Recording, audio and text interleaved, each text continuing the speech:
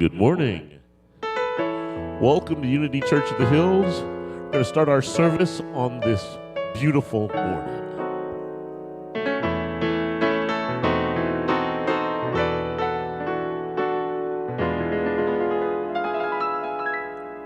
There's a bright golden haze on the meadow.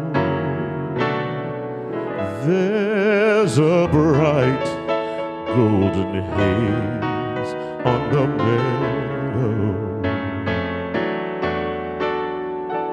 The corn is as high as an elephant's eye, and it looks like it's climbing clear up to the sky.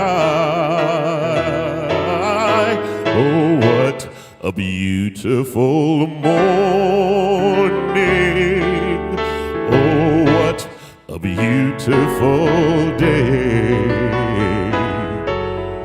I've got a beautiful feeling. Everything's going my way. All the sounds of the earth are like music. All the sounds of the earth are like music. The breeze is so busy, it's don't miss a tree, and the old weeping willow is laughing at me.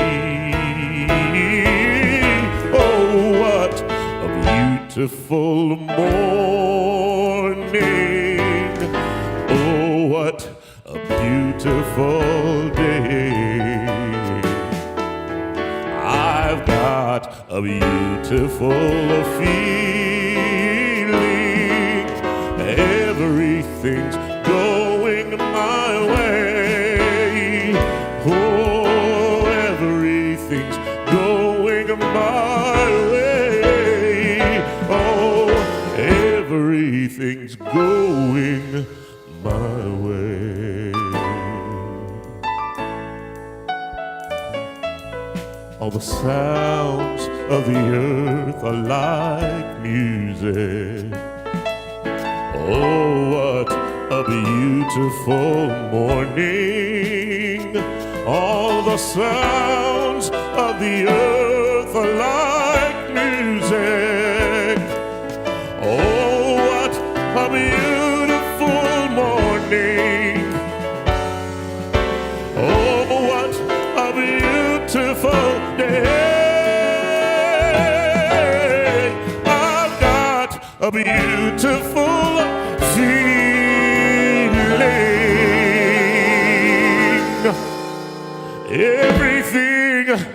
Everything is going my way.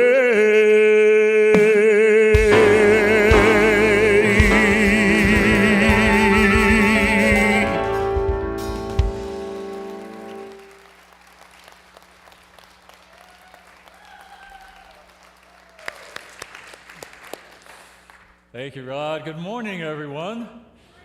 Welcome to Unity Church of the Hills. I am David Howard, and I have the privilege of serving as the senior minister here for this beautiful, beloved community. So thank you for being here. Thank you for blessing us with your presence, with your energy this morning. If you are here for the first time, I want to extend a very special welcome to you as well.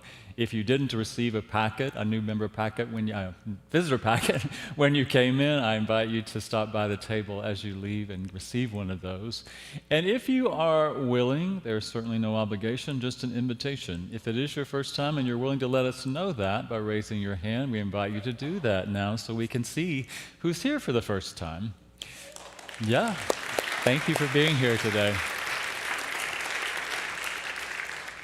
So if you saw someone raising their hand, please take the opportunity as you leave to welcome them, maybe invite them to have some coffee with you so they can get to know some members of our community.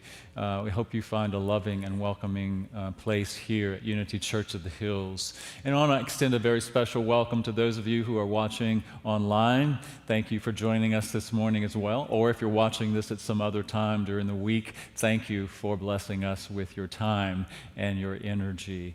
So thank you all for being here. Just take a breath and arrive right here and now as we move into our service today with our prayer time.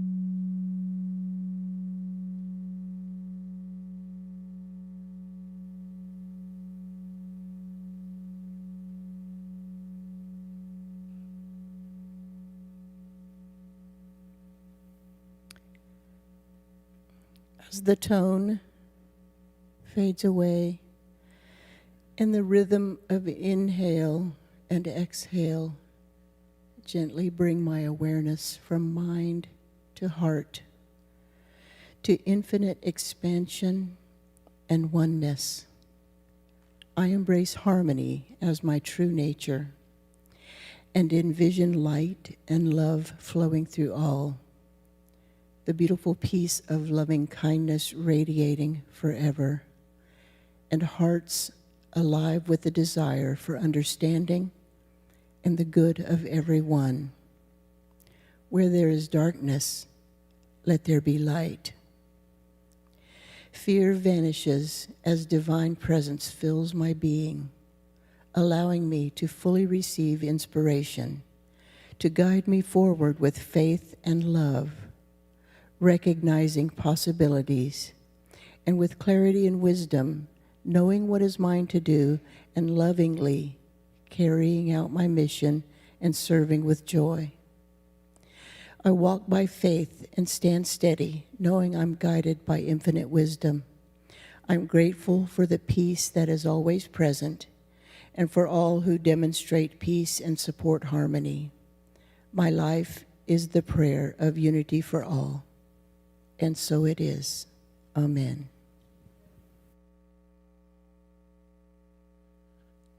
It is now time for our congregation community song, so we ask that you all stand and let's sing our release. There was a time in my life I thought I'd have to do it all for myself. I didn't know the grace of God was sufficient. I didn't know the love of God was at hand. But now I can say, if you're discouraged, struggling just to make it through another day, you've got to let it go. Let it all go. And this is what you have to say. I release and I let go. I let the Spirit run my life, and my heart is open wide. Yes, I'm only here for God. No more struggle, no more strife. With my faith, I see the light. I am free in the Spirit. Yes, I'm only here for God. I release and I let go. I let the Spirit run my life, and my heart is open wide. Yes, I'm only here live for God.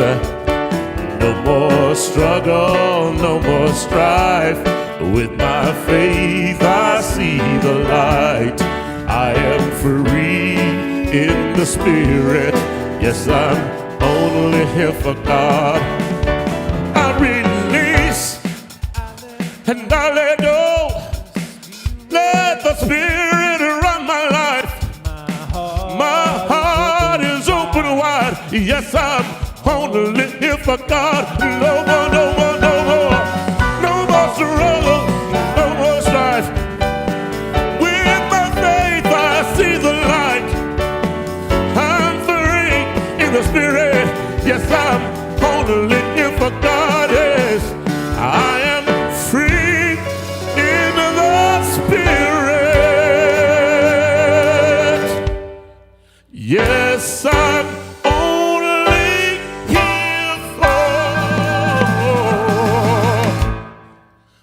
God.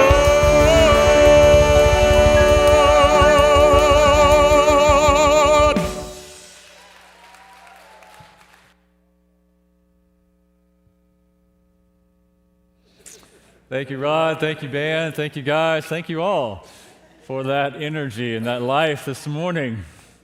Some of you are aware that I am continuing with a series of talks based on Eric Butterworth's book, Breaking the 10 Commandments, and I will continue with that today. And I want to share with you a little bit from the introduction to the book this morning. He says, the phrase, the 10 Commandments, has become the great cliche of Western religion. Often it is used as an excuse for non-involvement with the religious establishment. Oh, I don't go to church. I just live by the 10 Commandments. What more can one do? Yet how many persons who parrot the cliche could repeat even 5 of the commandments?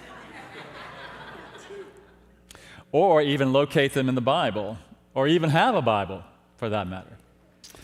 We have been taught to keep the commandments, and we have kept them all too well. We have enshrined them like religious relics in sealed containers on the altar. Thus, it could be said that one lives by the commandments in much the same way as many persons live by a neighbor, even never learning his name, yet alone having any understanding communication with him. If Jesus was anything, he was an iconoclast, breaking with the traditions of the past and giving emphasis to the practice of the presence in the present. He sets a tone that clearly indicates his belief in the need for every individual to break down the tablets of stone so as to find in them a workable formula for victorious living. He said, "You have heard that it was said by them of old time, but I say to you." Undoubtedly, a widespread commitment to the truth of the 10 Commandments could touch off a great spiritual renaissance in the world today. But this could only happen if there were a mass commitment to the breakup of what Gilbert and Sullivan called platitudes in stained glass attitudes. If we could break through the crystallized shell of the Decalogue, we would discover some marvelous guidelines for the integrated life. How great is the need in our society for spiritually integrated people. We'll hear more about that later.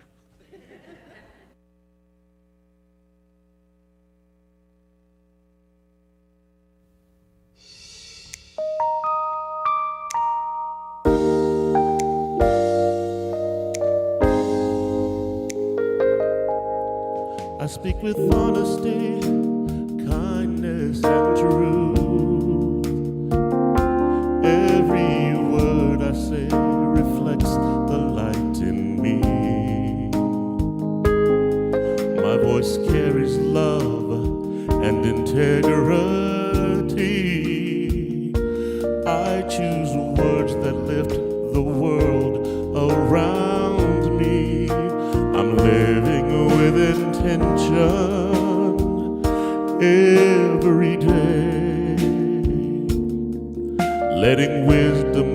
guide the words that I say.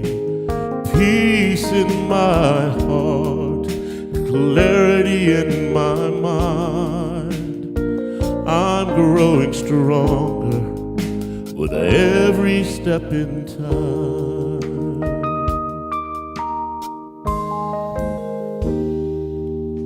I release the weight of others' opinions. My worth lies safely inside my soul. I allow people their own reflections, and I keep my power steady and whole. I'm living with intention every day, letting wisdom guide the words that I say. Peace in my heart, clarity in my mind. I'm growing stronger with every step in time. I choose clarity and open communication. I ask with courage and listen with care. My mind releases imagined stories. Truth and understanding meet me there. I trust the path that's guiding me. I breathe in calm and set my spirit free. Each moment is a chance to grow, and love is the direction that I go.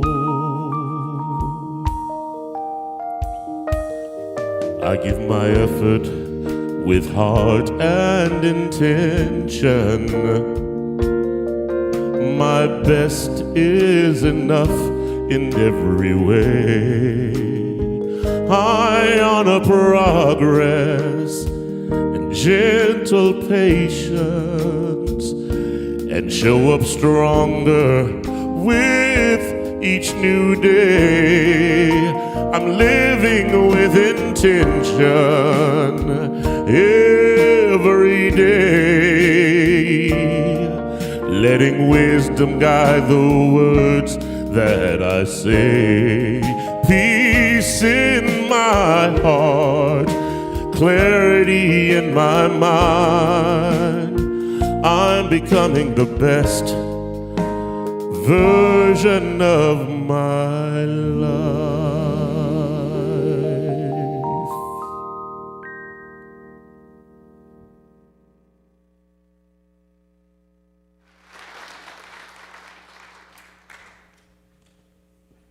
Thank you again. Guys, thank you for that. I've not heard that song before. It's a beautiful song. Thank you for that.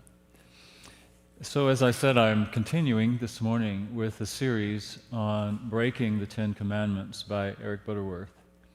And today we're going to be looking at 5 of the commandments, kind of combining them all together. They might be called the ethical commandments.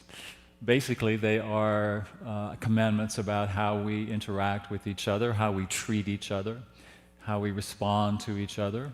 Remembering that historically in the story that Moses was leading the people of Israel out of captivity in Egypt across the desert, and that because of that, you know, they were, if you can believe it, when people get together, sometimes there are issues that arise.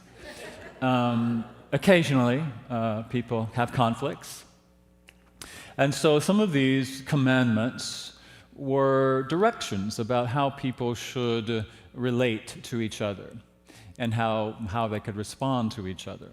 And so today we're going to be looking at those that might be considered the ethical commandments. And those are, I think I have slides for those, honor your father and mother, do not kill, do not commit adultery, do not steal, and do not bear false witness. Those all sound like very reasonable things to do, right? And so what Butterworth is helping us to see when he says breaking the Ten Commandments, he's not saying go against the Ten Commandments. He's really inviting us to break them down, to get down to a deeper understanding of the intention behind the Ten Commandments and how they can help inform how we live. But what he says in the book and what he's helping us to understand is that as long as we see them as edicts or directions from some external force and that we are complying with a law, they don't have as much meaning. We're not embodying them. We're not integrating them, as he said in the reading that I talked about, that I shared with you earlier. What he's saying is he's inviting us to embrace the energy, that we embrace the energy of our unity, our oneness, when we recognize that there is no other, that we are one. I mean, we are unity, right? Unity, the state and the consciousness of being one. And so what he's inviting us to, these 10 commandments to remind us of, is that we are one. And when we do something to another, we do it to ourselves. Or when we do it to ourselves, we're doing it to another. And so we're recognizing that when we understand that and when we are in alignment with what we believe to be true through our words and our thoughts and our actions, that our behaviors arise from our consciousness, not from some external force. And so he's inviting us into this idea of being in integrity with our actions, with our words, in integrity with that consciousness of unity. And so this is the way he's inviting us to look at the Ten Commandments. And as I was meditating and journaling and writing and reading again this week, I was reminded of a book by Brené Brown. Many of you know who Brené Brown is. It's an author, teacher, speaker, researcher. One of her books, I believe it was in Daring Greatly, she has a chapter in there that talks about minding the gap. To mind the gap. Because she talks about and shares with us that in the underground stations in London, there are signs that say, mind the gap, which reminds people to mind the gap or to be reminded of the gap between the train and the platform. There's a gap that exists there. And the signs are to remind people of that so they don't fall or trip or somehow disrupt their journey toward wherever they're going. And so it's important for us to mind the gap. And what came to me about that is that Butterworth is really inviting us to mind the gap. To mind the gap that might exist between the consciousness of unity or our belief or what we say we believe about unity and about oneness, and the gap that might exist between how we act, what we think, what we say. And so it's important for us to recognize there may be a gap between the two. And further, I want to invite us, and he invites us to then mend the gap, right? To bring those two together, to mend the gap that might be existing. And so that's how I want to approach it. I want to explore it with you today, these 5 commandments, that they are really about embodying our belief in unity, the quality and the state of being one. One with God, source, the divine, all that life is, as individuated expressions of the one, recognizing that we are one life having multiple experiences, as individuated expressions of the one. Each one of us is an individual, beautiful, perfect, whole, complete, vibrantly alive, as an expression of life itself. And yet, in our diversity, we are one. And so it's important for us to recognize that and to respond and to treat each other as one. So when he says, honor your father and mother. Now, I don't know, some of you probably can honor your parents, those who raised you, very easily. You maybe had a loving experience, a nurturing experience, very supportive experience with your mother and their father. And so it may be easy for you to honor them, to respect them. But I'm guessing that some people didn't have that experience. I'm not guessing. I know some people did not have that experience. So sometimes it might be challenging for us to honor or respect those, our parents, those who raised us. And for some people, it may be next to impossible to honor the person or the people who gave us life or who supported us in some way. But if we go deeper with that, what I believe he's trying to help us to see is that the mother-father principle is alive in each of us. That when we embody our unity, our belief in unity, that we are one as expressions of that life. You and I are one. You and I are beautiful, wonderful, creative expressions of the one life. What we in unity call the Christ of us, the truth of us. And what I think he's helping us to see is that the mother-father principle is within all of us. And that it's not so much about honoring the people that were your parents, but it really could be, but it's also about honoring that within ourselves. What is it within you and within me that nurtures and supports the growth of the Christ self within us? And are we honoring that? Are we being true to that? Are we aware of that? That it's our opportunity, I would say our responsibility, to nurture that and support that as the mother-father principle within us. And so I believe when we understand our unity that we can come into the awareness of that, claim that, and do what is ours to do to support the growth of that Christedness. It may be the Christ child within you that we are here to parent, to grow, and to nurture, and to support. Because it is the very nature of each and every one of us. But I would also say that there are people, I'm sure there are people, well, I don't know that I'm sure of anything. I can only speak from my own experience. That there are people in my life. There are people in my life who have nurtured me, who have supported me in my own spiritual growth. And I'm guessing for you that might be true. And if so, honor that. They may not be the people that raised you, the people that were in your household, the people that you're parents. Hopefully, for many of us, that was true. But they may not be that. And so it's important for us to honor that as well. You know, take time. Take time this week to think about the people that helped you on your spiritual journey, the teachers, the guides, those who showed up to support you on your spiritual journey. Maybe even write them a letter, even if they're not in this plane anymore. I know some of the ones that supported me most on my journey are on the other side. But that doesn't mean I can't write them a letter. I can't share that energy with them. So I would encourage you to think about that this week as you're thinking about who would that be for me? And so honor that father-mother principle within you and support and nurture and grow and be the mother-father for that Christ within you. So the next commandment is do not kill. We talked about that this morning in our Unity Experience Hour together, this idea of do not kill.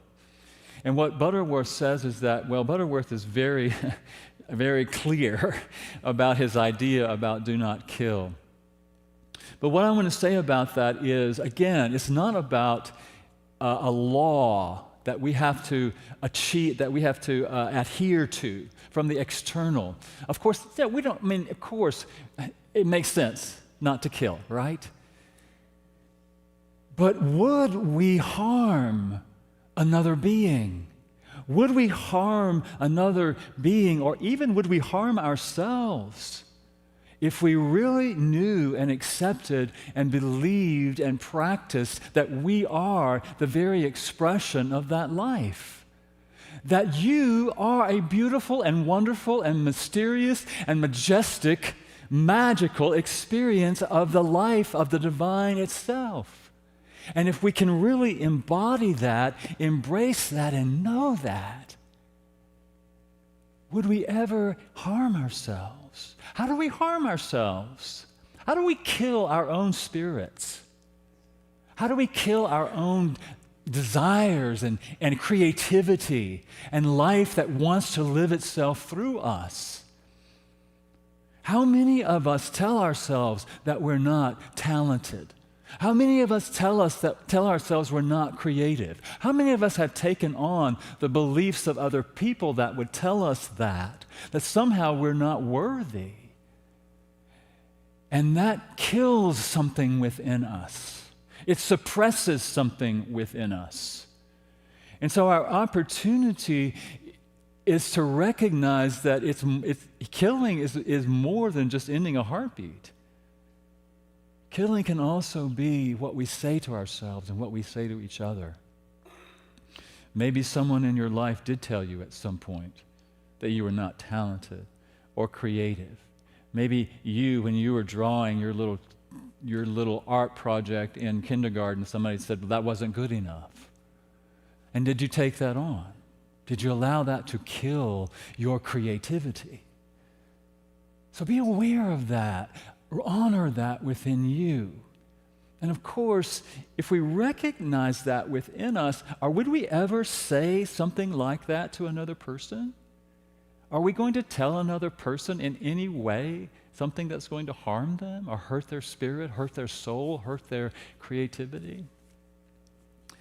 So again, it's our awareness of unity. What are we saying? Where is the gap between knowing our unity and what we say, how we act, and how do we mend that? How do we mend that for ourselves? Talk about, tell yourself how beautiful and wonderful you are. How many of you can look in the mirror and just say, oh, aren't I magnificent?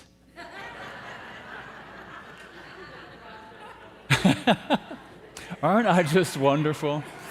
Yeah.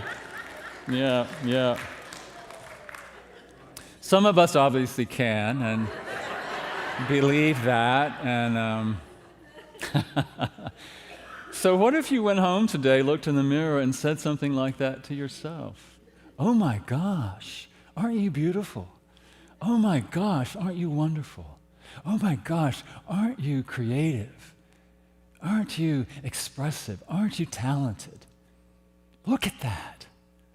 Think about how you might be saying things to yourself that's somehow suppressing that within yourself. Don't kill that spirit, that life within you that wants to express.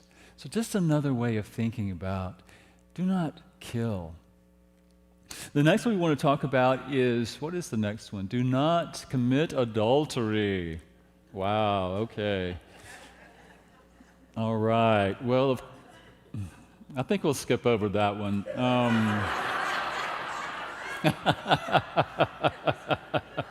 No, let's look at it a little bit deeper, because what I want to say is it could be about, and remember that these commandments, these rules were given to a group of people who were living together in community.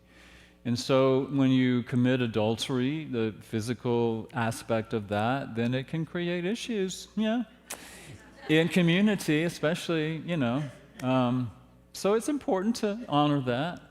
But if we take that a little bit deeper, what I want to say is that what came to me about that was honoring that holy union, the sacred marriage between your spirit and your humanity, between your recognition of who you are and your internal commitment to bringing those two together, to allowing your humanness to express your divine nature, your Christ nature, as we say in unity.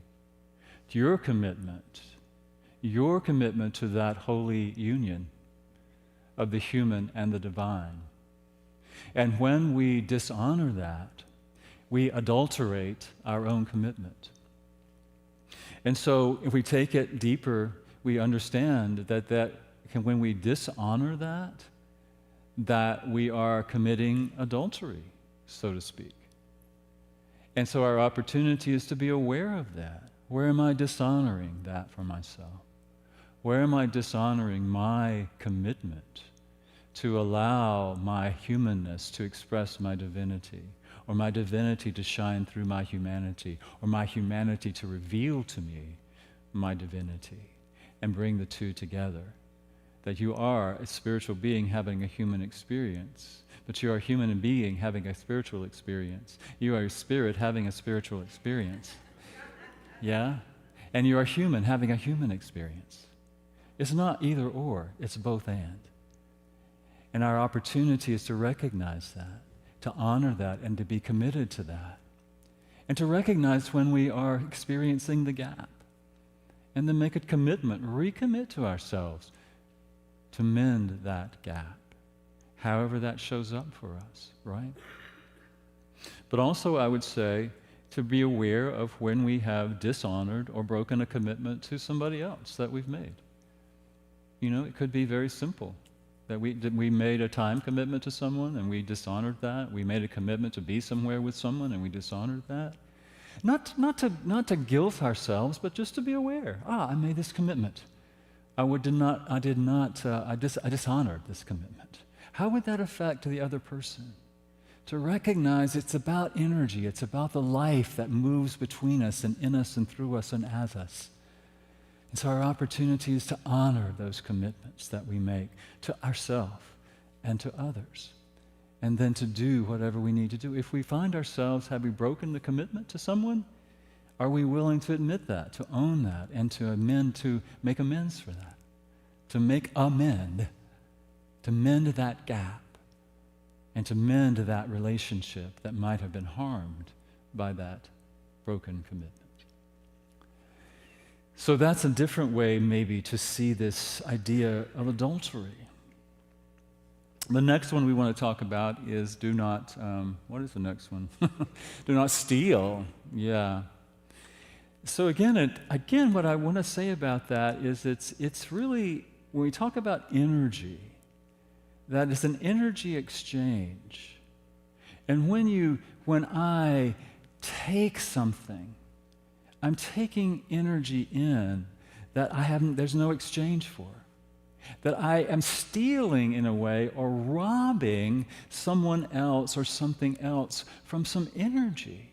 If that shows up as an object, it's energy that person has extended themselves to bring into their experience, to have in their experience that might be really important to them. And if I take that from them, not that anyone in this room would ever do that, but when we think about an object, taking an object, can we think about it as energy? It's a life energy that person may have given their life energy for, but you have not given your life energy or shared your life energy for that thing. And so our opportunity is to think about those things as energy. Are we stealing energy from another person? Again, time, energy, expression of life. And are we robbing ourselves of that? You know, I found this to be one of the most challenging of the commandments to even think about or talk about. I don't really know why. But when I think about it as an exchange of energy, if I am one with you, and I know that I'm one with you, I believe in the unity of our spirits and our energy, our essence. Would I ever take anything of energy from you that I have not earned? And if I do that, whether that's a physical object or your time or anything that I might be robbing you of, then I'm going to pay the price. There's going to be a price to pay. Do you see that? Do you see what I mean by that? I'm not sure I'm clear about that. And so I'm sort of still processing it myself. But this idea that do not steal, of course we don't want to take something that belongs to someone, but to be aware that it's all related to energy. We're all a part of the same energy field. And so when we take something that we have not exchanged energy for, we will eventually pay the price for that in some way, energetically. And the other person will as well. That's all I can say about that. And the last one is do not bear false witness, which could be, don't go to court and tell a lie about someone, but what if we take this whole idea of a lie, something that's not true? Do not say something that's not true about yourself. How many of us, again, say things about ourselves that are not in alignment with our true nature?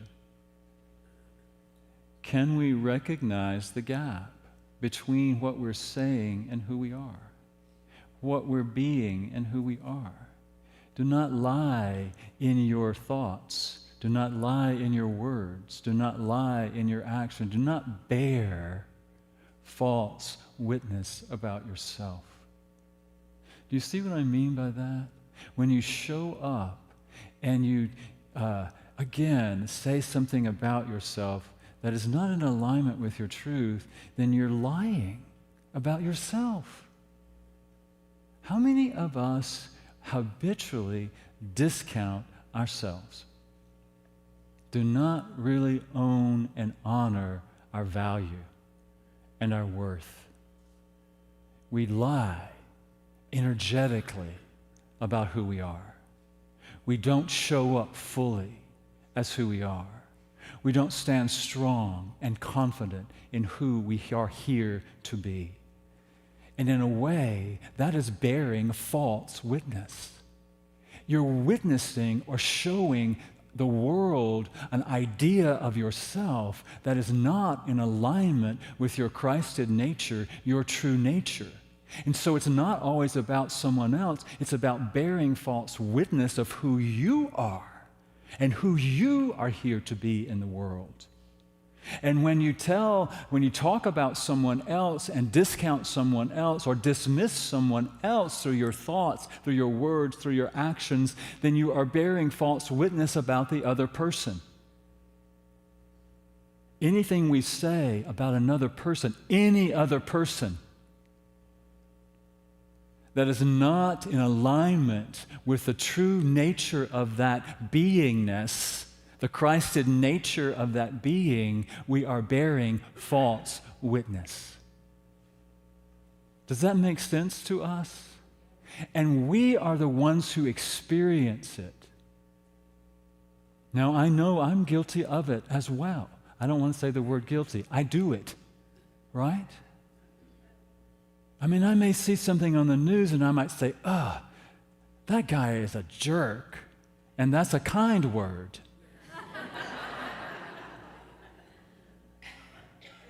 And what I recognize is that's bearing false witness. Does that make sense? That's a judgment. And if you are judging another person, you're bearing false witness. If you're judging yourself harshly, you're bearing false witness. And so what comes from that is, as Butterworth says, when I know I am you and you are me, no matter how you show up, why would I ever bear false witness? If I say that about you, am I not also saying it about me? If I say that you are a jerk, am I also not saying that about me? Because believe me, I have done jerky things. I have done things I'm not proud of. And I would imagine there are some people in my past, and maybe in my present, that would call me a jerk. But see, what I'm saying is that we may do things, we may act in ways, and others may act in ways that are not in alignment with who they are, who we truly are.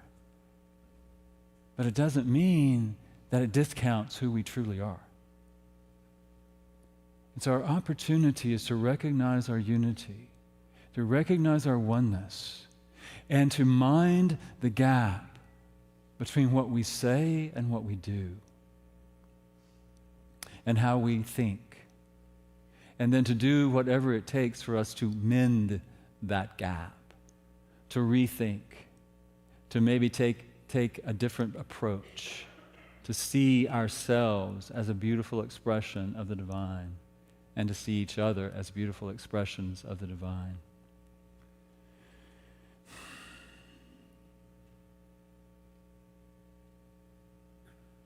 I know there are a lot of things going on in our world today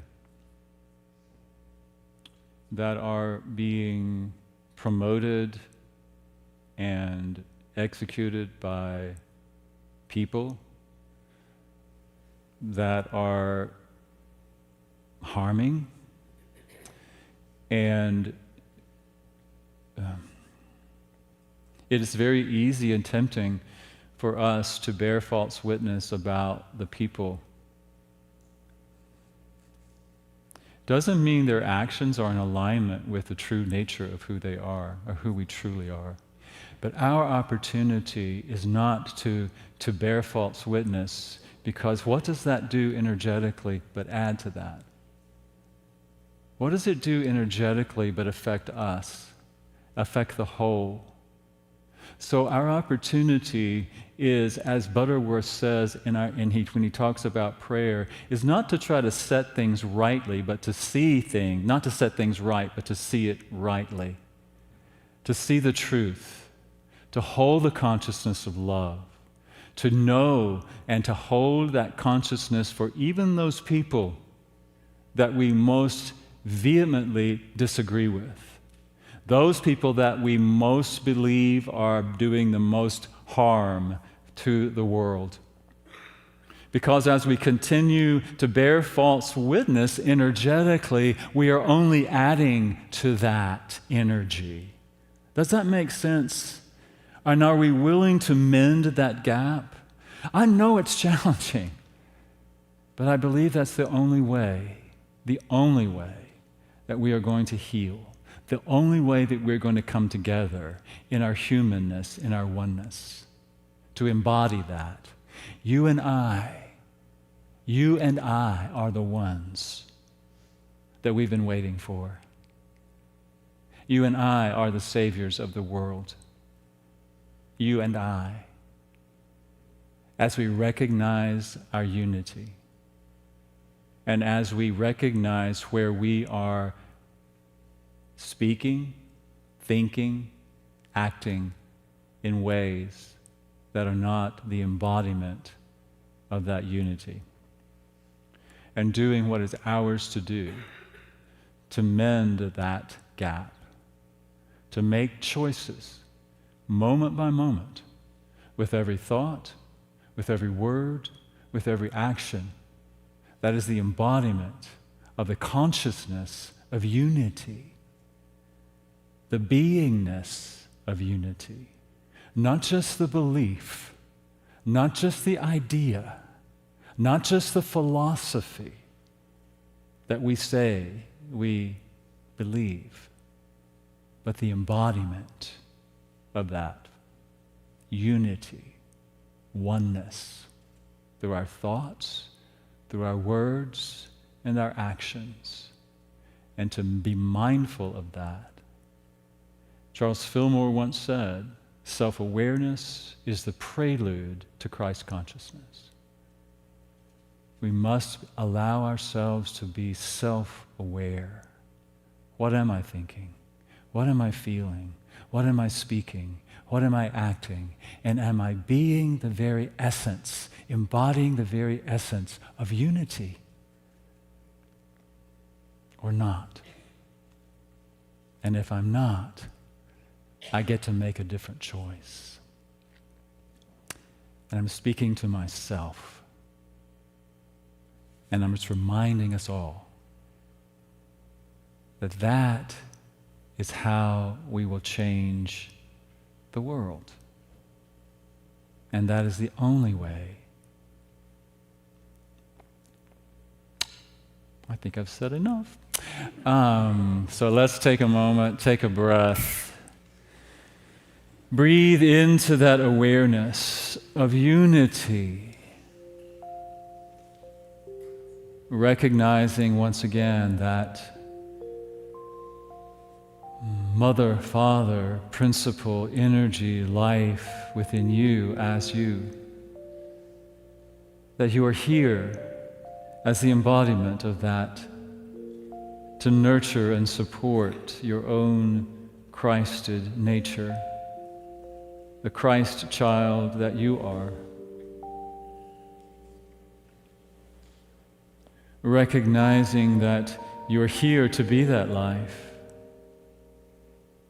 to not suppress that life, to not allow that life to be killed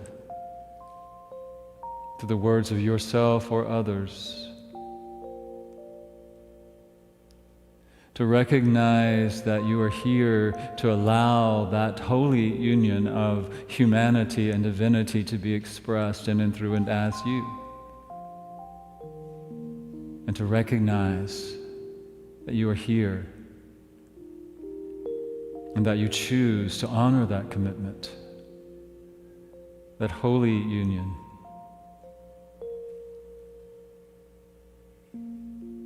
To recognize that the energy exchange, everything is energy. And as you exchange the energy of words and thoughts and actions, that energy returns to you.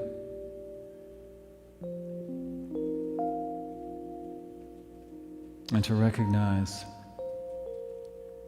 within you and as you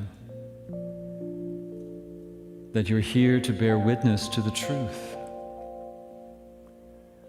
As Jesus said in the interview with Pontius Pilate, "For this I was born, and for this I came into the world, to bear witness to the truth of oneness, the truth of love. I am here to bear witness to the truth, and I recognize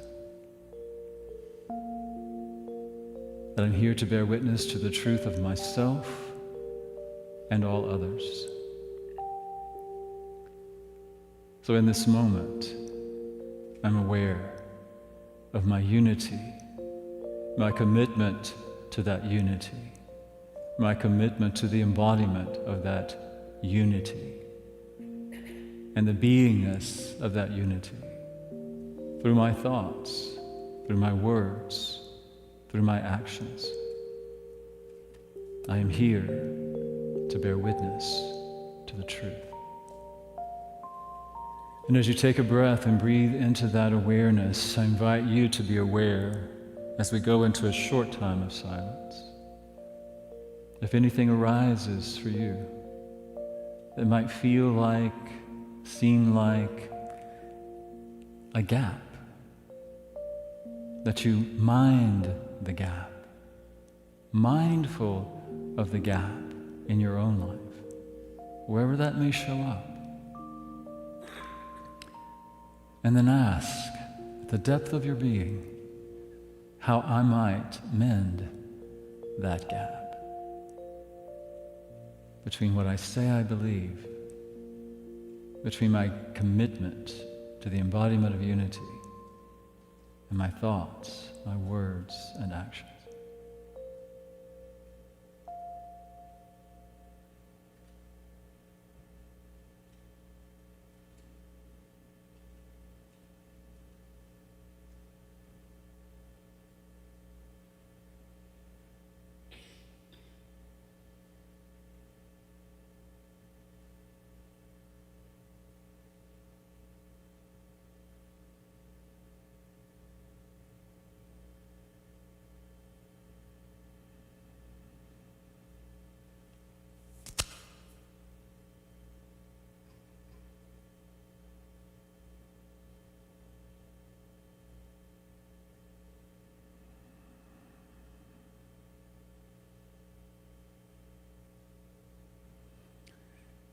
And as you take another conscious breath, breathe into that awareness. Breathe into the awareness of your wholeness, your unity with God, Source, Life, the one power, one presence, that life force that lives and moves and has its being as you, in all its wonder, in all its majesty, in all its mystery, right here and right now. Revealing itself, awakening unto itself, experiencing itself through your individuated expression. As you take a breath, feel yourself grounded right here, right now. Feel the energy moving down through the bottom of your feet, greeting the energy of Mother Earth, that nurturing, supporting energy. Feel the pews supporting your body. Feel the energy of this space embracing you. And take a deep breath.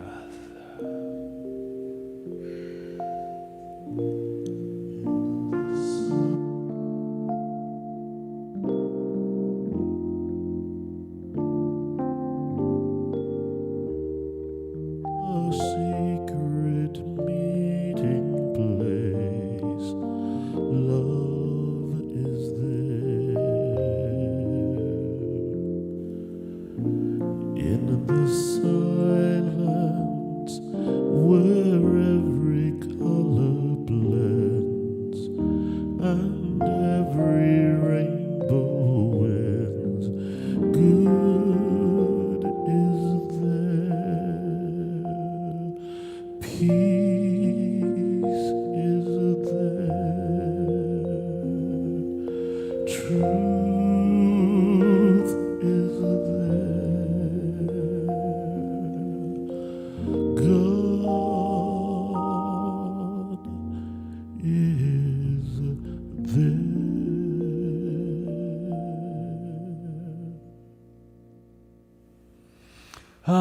Let's take a breath. Coming back into this space, the awareness of our bodies right here, right now. And so now is the time when we have the opportunity to connect with that life force as it expresses through our good. It shows up through our financial expressions and loving expressions and prayerful expressions to bless this ministry here at Unity Church of the Hills. If you are watching online, you will see a screen there that tells you ways to give. If you're in the sanctuary today, if you're giving something physical, a check or cash, we collect that as you leave in the baskets that are there at the back of the sanctuary. Please feel free to drop that in the baskets, and we appreciate that. If you'd like to give electronically, there are QR codes on the pew backs there in front of you. You can scan those with your electronic device, and we'll take you to several platforms in which you can give. And we appreciate all the ways that you give to this community. So now I invite you as we start to say our offertory blessing, place your left hand over your heart and feel the energy of love and support and life moving in and through and as you. And extend your right hand out in that giving posture. As we say our offertory blessing, just allow and feel that energy of love extending into that gift, however that shows up for you. Divine love as me blesses and multiplies all that I am, all that I have, all that I circulate, and I am grateful.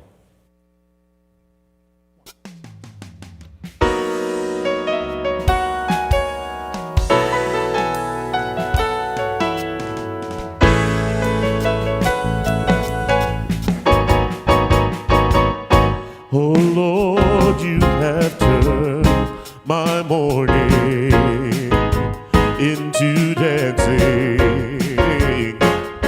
over and over and over again. Oh Lord, you have turned my morning into dancing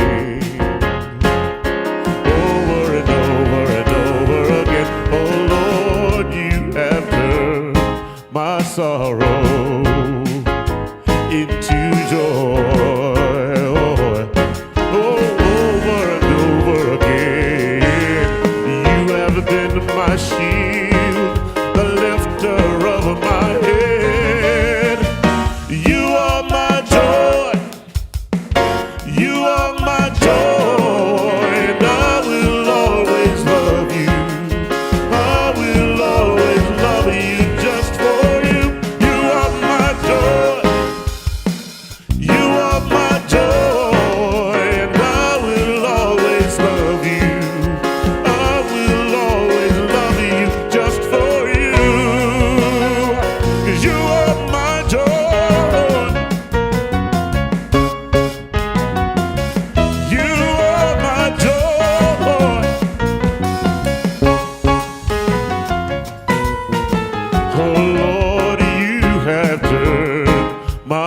morning into dancing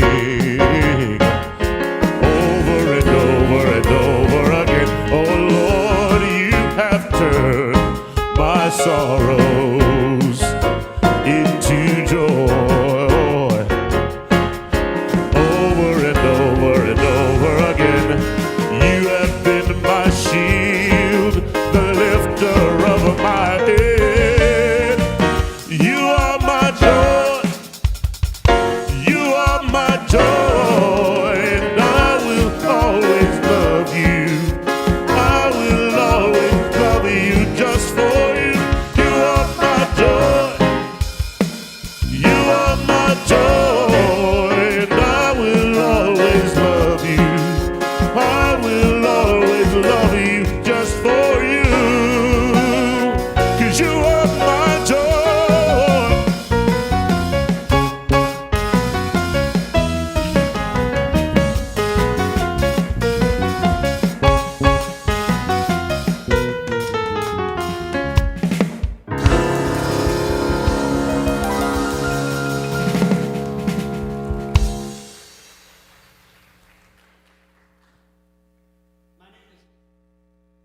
My wife and I, Linda, have the golden opportunity of hosting and facilitating spirit circles for a long time.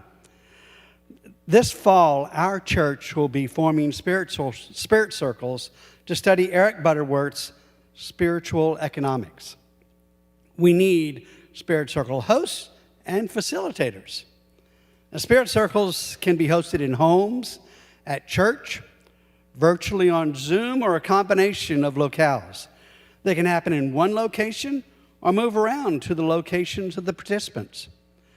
There will be a training offered this Saturday, July 25th, from 9:30 to 11:30 here at the church, with coffee and pastries beginning at 9. We are asking current and former facilitators to attend and share their wisdom on how to make spiritual circles work for you. Registration is open and available online. There is a scannable QR code posted on the welcome wall. See Anaya or Jennifer for more information about coming to the meeting. So how does it work? Well, in the past, and I'm not saying that this is exactly how it's going to work in the future, but in the past, curriculums were provided for book studies that lasted about 6 weeks each. We took a break for 6 weeks, then signed up again for another round. There are groups as small as 4 and as large as 12. The curriculums are important and well put together, but has always been secondary to the needs of a group at that time. The learning of new materials presented in the curriculum are a vehicle for the overall goal of building intimate spiritual communities. Lynn and I have both experienced many rewards as being part of our circles. It feels good to welcome strangers and old friends into our home. People we have met have become our dearest friends. We have all impacted each other for the good by forming spiritual communities of love and support. We have been exposed to teachings and lessons that have expanded our knowledge of spirituality. Unity Church of the Hills, the Unity Church of the Hills experience is effective just sitting in the pews and watching online. But if you are only spectating, your benefits are limited. We encourage you to get involved. Some do it through service work, being on committees, going to classes, joining the choir. There are so many ways to connect to this welcoming spiritual community. Spirit circles are yet just one more way, but in my opinion, really one of the best. We hope you can join us on Saturday morning and learn more about spirit circles.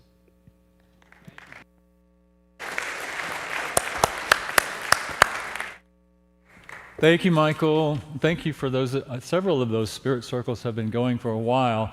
If you haven't participated in one, I really encourage you to check into that. They are wonderful ways of coming together, not only to study material together and to talk about it and learn from and with each other, but they're great ways to connect with people that you might not yet know. And we're talking about in our Unity experience this morning how important community is, especially now, and especially anytime, when we get together with people and learn and grow together. It's very important and encouraging. So even if you don't want to, are not considering facilitating, if you want to host one in your home, you can partner with somebody else who might want to facilitate, and just be a part of that beautiful opportunity as a community.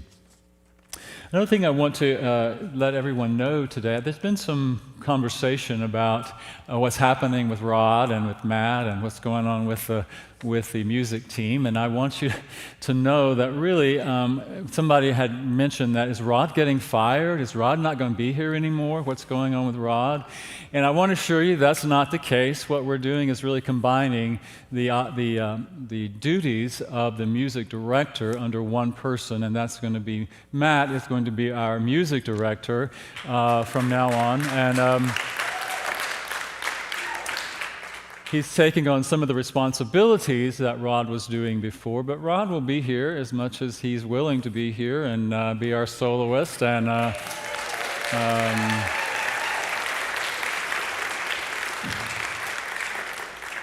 he is going to be traveling some, I understand, but everyone loves Rod, and he's just been a blessing to this community for many years. So please know that he's not going anywhere. I just want to assure you of that.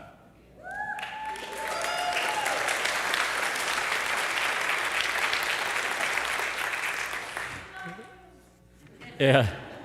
And I want you to know that the Spirit Circles will begin the week of September 20th. We'll have a guest speaker that day, that Sunday, and he will be kicking off this idea of prosperity. So those Spirit groups will begin, Spirit Circles will begin that week, which Reverend Shad Groverland, some of you may know, will be here. He was president, CEO of Unity Worldwide Ministries. Was that Unity World? Yeah, Unity Worldwide Ministries several years ago. He's an ordained Unity minister, and he will be here talking about living abundance, the practice of living abundance. Is that what that says? Yes. The path to living abundance. So hopefully you'll be here for that as well. And now we have an announcement. I think somebody was going to come talk about the YOU tacos. Maybe not. Well, I guess I'll talk about the tacos. I'm not going to wear the taco suit, but the YOU will be selling tacos. That's a fundraiser that they do the third Sunday of every month. They're selling tacos. They raise money so they can help them attend the rallies during the year. So please go in there, buy a taco or two to help out our YOU after service today. And I want to let you know that we have prayer chaplains who are here today. Always we have prayer chaplains here to serve you. One will be, there's somebody with a taco suit. Come on in. I think we've got Mason wearing the taco suit. He's not coming in? All right, well, that's okay. Yeah. There he comes, Mason in the taco suit. Just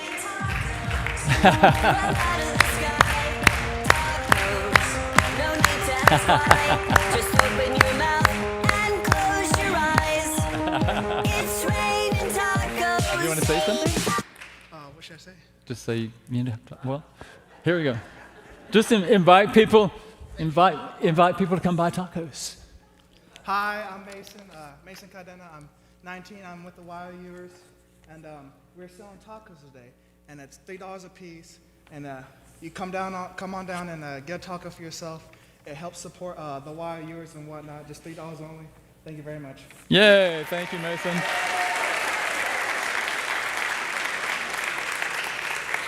Hank, all right, go on. Yeah, thank you. All right. As I was saying, we have prayer chaplains here today. One will be here in the sanctuary, one will be in our chapel to pray with you after service.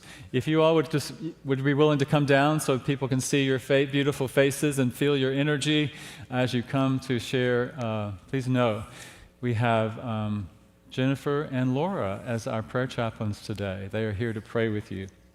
Also, there are prayer request cards. You can fill out one online if you're watching online, or at any time during the week, you can fill out a prayer request card.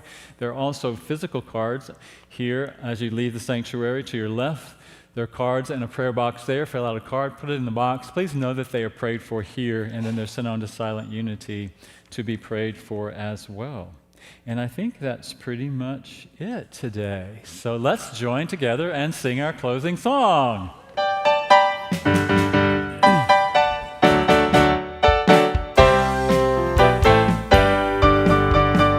I woke up this morning with my mind stayed on spirit. I woke up this morning with my mind stayed on spirit. I woke up this morning with my mind stayed on spirit. Hallelujah, hallelujah, hallelujah. Hallelujah, hallelujah, hallelujah.